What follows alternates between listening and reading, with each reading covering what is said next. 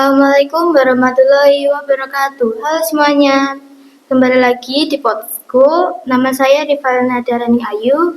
Kali ini kita bersama dengan mahasiswa dan mahasiswi dari UNER dengan Kak Bia dan dengan Kak Safa. Nah, saya ingin bertanya-tanya nih Kak mengenai program Jamet atau program Bijak Bersosmed. Program Bijak Bersosmed itu apa sih Kak? Mungkin dari apa dulu ya.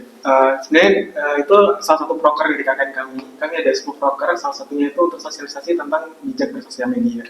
Nah, hal ini tuh kenapa kami bawa proker ini? Karena kami rasa bahwa belakangan ini sering banget ada kasus-kasus terkait dengan cyberbullying atau mungkin spill-spill di Twitter dan lainnya yang mungkin itu akan jadi potensi untuk terjadi ancaman ya. Betul. Nah, oleh karena itu kami merancangkan suatu proker untuk sosialisasi tentang gimana sih cara bersikap di sosial media terkait dengan bagaimana berkomentar, bagaimana menjaga privasi, terus bagaimana menanggapi tentang suatu isu di sosial media agar tetap aman gitu. Mungkin gitu kalau dari Iya. siapa ya? Kalau dari aku sendiri itu karena kan kita Gen Z ya terutama itu kan sering banget melakukan hal-hal yang kayak dikit-dikit curhat, dikit-dikit too much information yang akhirnya di blow up ke sosial media, dan itu menurutku harus bijak banget karena kan rekam digital, jejak digital itu kan bener-bener berbahaya banget ya. Jadi takutnya itu bakal berimpact ke masa yang akan datang, kayak gitu sih kalau dari aku. Semacam kayak oversharing gitu ya? Iya, betul banget. Gitu. Terus siapa aja sih sasaran dalam program Bijak Bersosmed? Sebenarnya sasaran kami itu terutama Gen Z ya. Gen Z itu ada dari SMP dan SMA. Nah, cuman karena di desa Keradenan ini dan kami tempat KKN ini cuman di tingkat SMP itu tidak ada, cuman ada dari SMA saja. Jadi kami sosialisasinya di SMA PGRI kan, PGRI itu sih. Terus apa sih Kak manfaat positif dari program ini? Mungkin kalau manfaat positifnya ya, kita jadi tahu nih gimana cara untuk bersikap di sosial media, karena sekali lagi yang dijelasin tadi bahwa ancamannya itu cukup besar gitu. Sosial media itu membuka banyak peluang dan membuka juga banyak ancaman di sisi lain. Jadi kami rasa ketika bersosialisasi ini siswa tuh jadi tahu gimana cara untuk bermain sosial media dengan tanda kutip aman gitu. Mereka tetap dapat fun-nya, dapat senangnya, tapi juga dapat amannya gitu sih.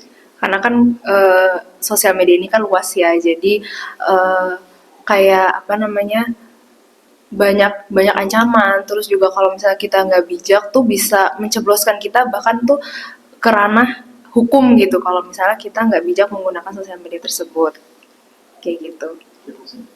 Apa aja nih Kak kendala ketika mensosialisasikan program Bijak Bersosmed? Sejauh ini kan baru pertama kali kita sosialisasi di SMA, jadi mungkin kendalanya kita nggak bisa mengcompare gitu kayak antara sebelum satu sosialisasi dengan sosialisasi yang lain. Kalau dari hari ini yang kami dapat itu mungkin hambatannya mungkin dari sisi kayak kurang menarik gitu ya. Kayak siswa itu mereka Kurang interesting dengan hal tersebut gitu.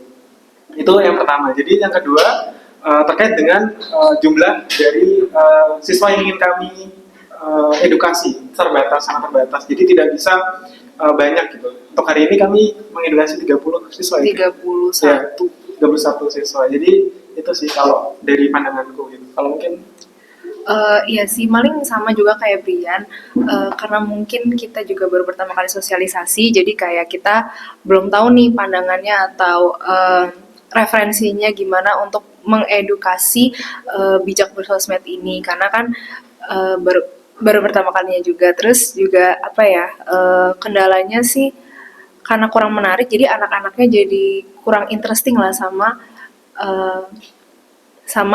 materi yang disampaikan kayak gitu. terus dari materi kita kan juga sebenarnya sebelumnya belum pernah nyampein ini kan. Kita nyampein berdasarkan apa yang kita research saja, yang kita tahu, yang mungkin akan Berdasarkan pengalaman iya, juga. pengalaman juga. Jadi mungkin masih perlu ditingkatkan terkait dengan penyampaian materi yang lebih baik dan mungkin materi yang lebih solid gitu ya. Betul. Itu sih. Terus gimana sih Kak mengaplikasikan program Bijak Bersosmed dalam kehidupan sehari-hari khususnya bagi kami-kami nih yang masih anak SMA? Uh, untuk itu sebenarnya dari materi yang sudah dijelaskan itu sudah sangat aplikatif gitu untuk kita. Dari tadi itu disampaikan tentang gimana menjaga privasi, gimana cara untuk ya bersikap tadi ketika ada sesuatu yang lagi viral nih, lagi viral terus misal ada orang yang lagi di tanda kutip dihujat di sosmed, gimana kita untuk nggak ikut campur dalam hal tersebut, gimana cara untuk mungkin berpendapat yang baik, itu mungkin bisa diterapkan dalam kehidupan sehari-hari karena itu sangat dekat dengan kita Gen Z kan, kita kan nggak bisa lepas dari handphone dan sosial media ya. Jadi menurut kami itu langsung bisa diterapkan sih. Iya. Terus kan juga semua informasi yang ada di sosial media juga nggak harus asal comot, harus dipilah lebih baik lagi karena kan kita nggak tahu nih mana yang benar mana yang salah di media sosial karena emang seluas itu media sosial kayak gitu sih. Lagi zaman sekarang itu kan ada AI gitu. Iya, Tadi AI tuh, ya, tadi tuh masuk dalam hati loh AI itu karena belakangan ada kasus yang terkait dengan AI yang mungkin ada meme gitu yang menyinggung presiden kita dengan AI. Nah, itu kan jadi sesuatu yang hot topik juga tuh. Apakah benar atau enggak? Karena kan digadang-gadang AI kan sesuatu yang mungkin mempermudah. Ya mempermudah jadi kayak tapi kan ada dampak negatif yang harus kita pilah tuh Pilah, gitu. betul. Jadi intinya tuh kita sebagai Gen Z atau anak-anak SMA tuh harus bijak gitu memilah Betul. antara yang baik dan benar, apalagi zaman sekarang sangat Ya, dan tadi yang aku mau ulang yang dibilang Safa tadi bahwa kita tuh dalam dunia kerja ya, HR tuh melihat background kita tuh nggak cuma dari CV aja, cuma dari sosial media juga. Nah, kalau sosial media kita ada sesuatu yang mungkin tanda kutip ada kurang mengenakan. Iya, kurang mengenakan itu nanti akan mempengaruhi di masa yang akan datang gitu. Jadi kan kita di teman-teman SMA ini kan mungkin masih belum berpikir sejauh sana ya. Jadi biar sadar gitu akan pentingnya background sosial media. Ya harus ditanamkan sejak dini karena kan hal itu tuh mempengaruhi kualitas sumber daya manusianya. Kalau misalnya kita nggak bijak dalam menggunakan sosial media, berarti perusahaan-perusahaan akan menilai, oh orang ini nih dalam bersosial media ini kayak gini-gini nih. Jadi itu mencerminkan kepribadian juga gitu. Terus ada gak sih Kak sanksi atau hukuman ketika kita tuh nggak bijak dalam bersosmed? Terus ada nggak sih kayak kasus realnya gitu? Contoh kasus nyatanya yang udah terjadi. Kalau dari hukum mungkin ada undang-undang ITE ya, mungkin sudah berulang kali, beberapa kali sering digaungkan terkait dengan mungkin ada artis yang anaknya dihujat terus lapor ke polisi dan jadi kasus hukum yang cukup panjang gitu. Itu mungkin salah satu contohnya begitu. Nah, itu dari sisi hukumnya. Terus ada sanksi sosialnya. Karena ketika kita sudah dicampur di sosial media, yang melihat itu bukan cuma satu atau dua orang teman dekat kita, tapi se-Indonesia tahu gitu. Kadang sampai segitunya. Jadi itu cukup bikin kapok tanda kutip ya. Jadi itu kami rasa hal-hal kayak gitu yang perlu kita hindari. Terus juga kalau misalnya netizen zaman sekarang nih ya, biasanya kalau misalnya artis atau selebgram yang berbuat hal yang senonoh atau hal yang kurang mengenakan di sosial media tuh biasanya mereka akan melakukan cancel culture. Jadi di mana mereka tuh udah nggak dikasih panggung lagi lah di sosial media karena sebagai sanksi atas hal yang mereka lakukan gitu di sosial media. Dan itu kan awalnya dari Korea ya. Iya, cancel culture tuh kita mengadaptasi sih dari Korea ya karena budaya cancel culture di Korea sendiri tuh bener-bener segitunya gitu karena mempengaruhi citranya juga kan gitu. Dan baru-baru ini juga udah mulai diterapkan di Indonesia. Kalau misalnya ada artis misal kasus gitu, jobnya tuh langsung di-cancel. Yes, betul. Simpel itu sih. Okay. Terus selama apakah kesan dan pesan kakak selama kakak yang di Desa Kradenan dan SMA PGRI Warja? Mungkin kesan di Desa Kradenan dulu kayaknya.